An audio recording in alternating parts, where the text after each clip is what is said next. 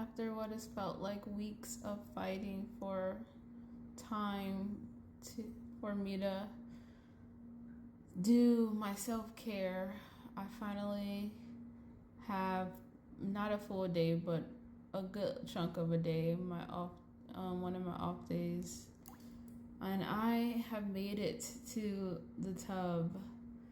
Oh my gosh, this I just finished soaking for 20 minutes, and I was like, oh, let me record how I'm feeling because I feel a great. Highly would recommend, especially during cancer season. Anything with water is would be very good for self-care, self-love. It's a good love language. Whether that's even tears, releasing, soaking, drinking, all of it. uh, yeah, I just finally I put some Epsom salt into the bath, which is probably why or some Himalayan sea salt, which is why it's like kind of, what do you call it, cloudy. And yeah, it's crazy how it seems like the thing that's best for us. At least I'm going to speak for myself because I have a problem with giving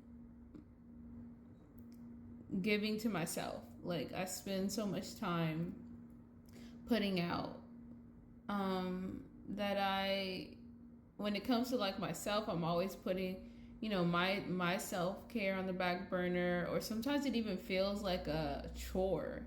It feels like, oh, why do I have to do this? Or, oh, this is getting in the way of my work. Or, oh, and it's like, do I realize like that shouldn't be a priority. I should look forward to this.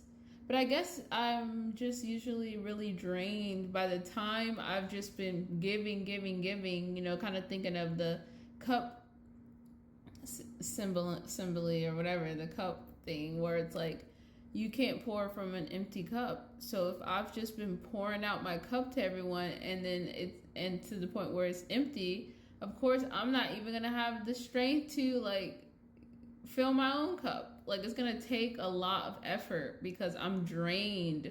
Like I'm on E at that point. And it's felt like that. It's felt like a weight I had a whole weight on me to just run this bath. And I kept thinking of different things or making excuses or focusing on other stuff. And that's you have this hunch in the back of your mind or stuff that keeps telling you like you need to take some time, you need to pause, you need to take your bath, you need to go take a walk, you need to get outside, you need to eat some fruits and vegetables, drink some water, and just there's been a lot of times where I waited to the last minute, and I learned my lesson from that.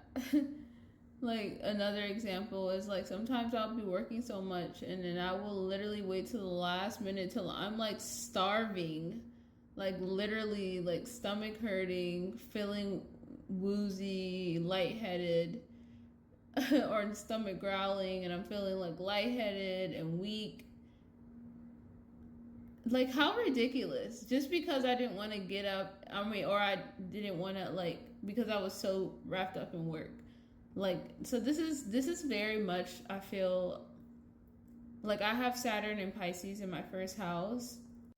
And me going through my Saturn return is literally like me getting consequences. I have to be responsible for myself, for my health, for my body, for my self-identity, for my body. It's in my first house.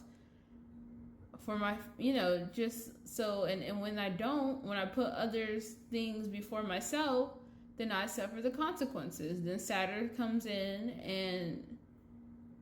and sits me down, No, it's not. Yeah, so anyways, I just kind of wanted to just come on and just document this. I'm also, in honor of Pisces, I'm also like Pisces, moon in Pisces is like releasing too. Oh, I've been really tired too. That's another thing. I feel like moon in Pisces, if you, especially with the, once again, Cancer season, moon in Pisces, has anybody else been like exhausted, tired, just want to sleep, hard to like be productive?